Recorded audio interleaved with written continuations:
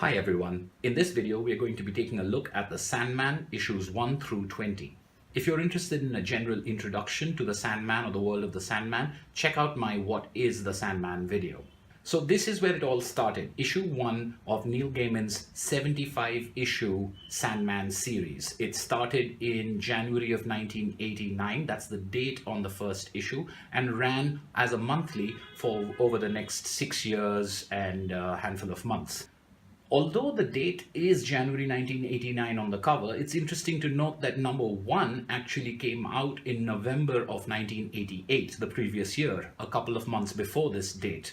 The reason for this is issue 2 was published in February of 99, issue 3 in March of 99, and so on. So it was a monthly which saw an issue every month over the next 75 issues. In order to preserve that continuity, this was forward dated to January 1989, although it was circulated in November of 1988. Other thing about the first issue is that unlike most of the other Sandman issues, it wasn't a 36-page issue. That's the standard new format at that time. There are a couple of exceptions in the 75 issues of Sandman to that 36-page rule, and this is one of them. This is actually 52 pages thick, and so therefore counts as a double issue, although the storyline and the numbering, considers it one particular issue. So after 1 and 2, somewhere between 1 and 2 or somewhere between 2 and 3, Morpheus, Dream, the Sandman, appeared in 2 other DC series that were contemporaneous. One was Swamp Thing and the other was Hellblazer. Now, I'm not sure where you would be able to read the Swamp Thing story. I don't know if it's been collected, but the Hellblazer story, number 19, can be found in the Fear Machine collection. So if you have this collection, or if you have access to it, you will be able to read the first encounter of John Constantine the Hellblazer with Morpheus, the Lord of Dreams.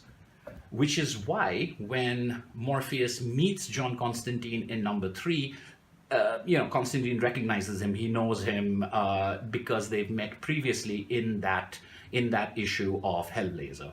So then you have issue number 3, issue number 4, and issue number 5 of the first 7-story arc that's called Master of Dreams, although the Master of Dreams subtitle underneath the Sandman would continue for a couple more issues after the end of this.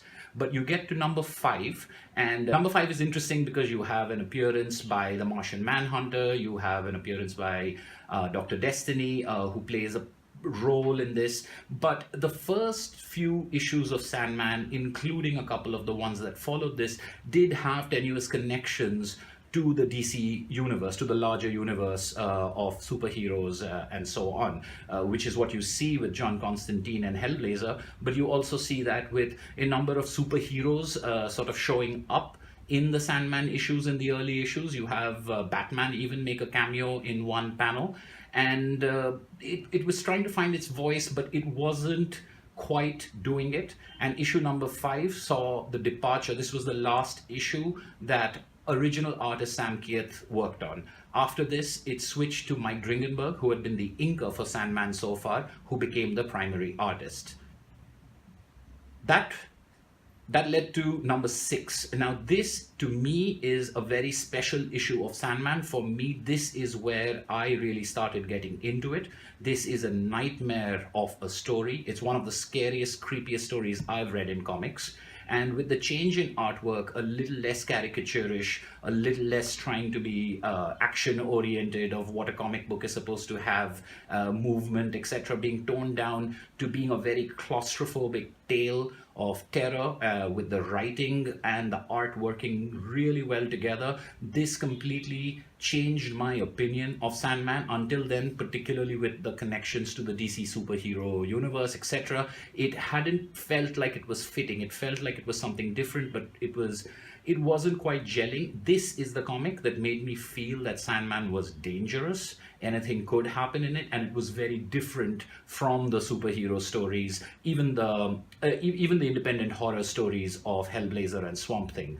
And this is where the new artist, Mike Dringenberg, really showed what a difference his depiction of humans, of Sandman, of that thing could do. And this is where it started turning around. Issue number 7 then finishes off the first story arc, Master of Dreams, which is a good story. It's an important story because it gives you a sort of origin for the Sandman and the Morpheus, not as far as their origin, but the origin as far as where the story gets kicked off, of him collecting artifacts, so on and so forth. But it isn't really, apart from issue number 6, it isn't really the reason why people know Sandman. It's important to read for the story, but the style and the storytelling hasn't taken on that sort of mythic proportion and the ambition that is displayed in later issues, and what Sandman is really famous for, why it's so renowned and why the storytelling is so famous. One thing that is consistent, along with Neil Gaiman writing every single issue in all through the 75 issue run, you also have all covers by Dave McKean. And no matter what the inside art or the storytelling is, the covers are always fantastic. They're a mixture of art and painting and photography and computer manipulation and collage and paper and cardboard cutouts, all making their presence felt in a series of really unique covers. Once we're done with the first 7 issues, we get to number 8, which is a pretty famous and a key issue. This is the issue that introduces Dream's sister, Depth. This is the first comic in which she appears, and she became an instant fan favorite and created a resonance within the story that had not been there before, especially contrasted with Morpheus, who's sort of brooding and aloof.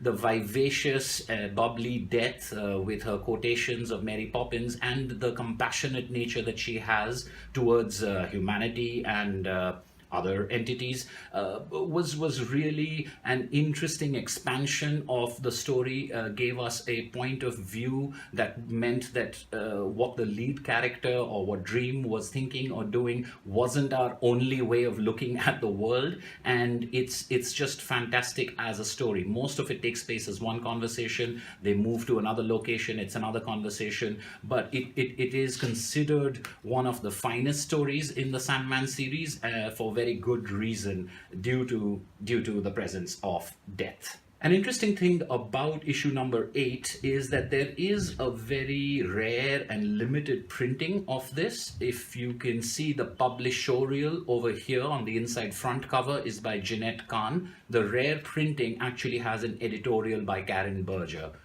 I think that, the back cover I think is Tim Burton's Batman ad for both of them, but the back cover, the inside back cover is also different. It contains, in that rare edition, in that rare printing, it contains a preview of the next issue of Sandman. This has an American Cancer Society ad. After issue 8, we get issue 9, which fills in a little bit of background and context on Morpheus and the Sandman universe. It serves really as a bridge between the first arc of 7 stories, Master of Dreams, and what is to follow.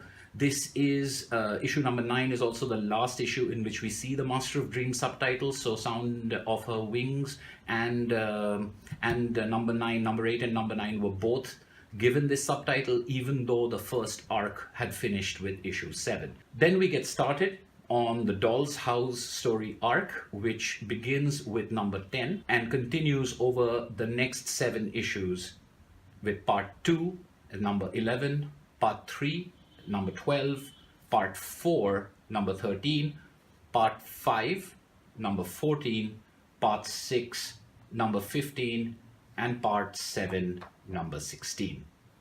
These 7 issues put together create the story that was collected in the collected volume Doll's House, and then this was followed by 4 standalone stories, Dream Country. So Dream Country is the subtitle given to all 4 of the subsequent issues, and that's the name of the collection that they came in as well. Now, an interesting thing I forgot to mention about number 8, The Sound of Her Wings with Death's first appearance, in early printings of the trade collections, this actually came as part of the first volume, Preludes and Nocturnes. Later, it was made part of the second collection.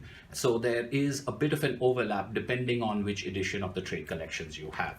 Getting back to 17, 18, 19, and 20, these are standalone stories set in the world of the Sandman. Some of them deal directly with Morpheus, some of them only glancingly so.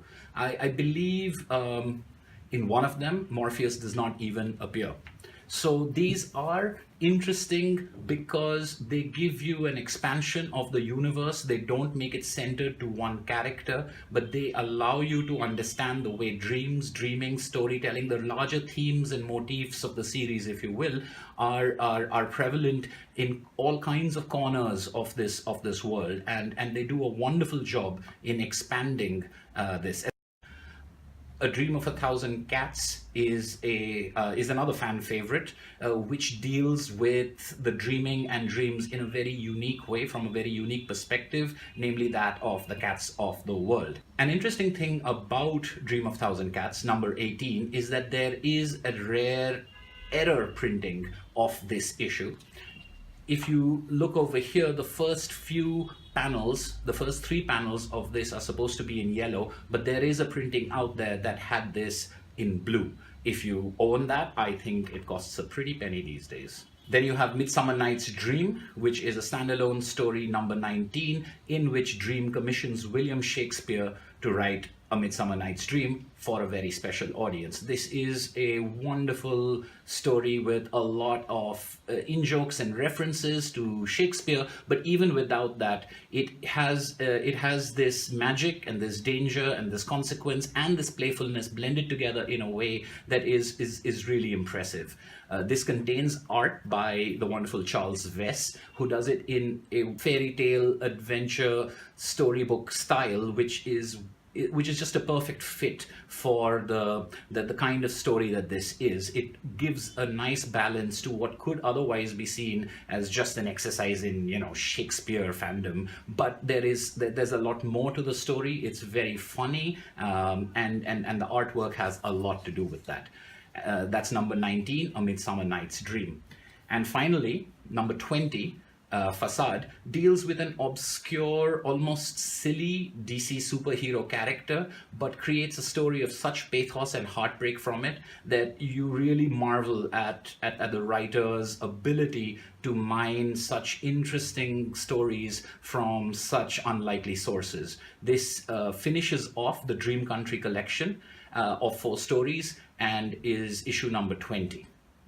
So there you have it, issues 1 through 20 of The Sandman by Neil Gaiman and various artists.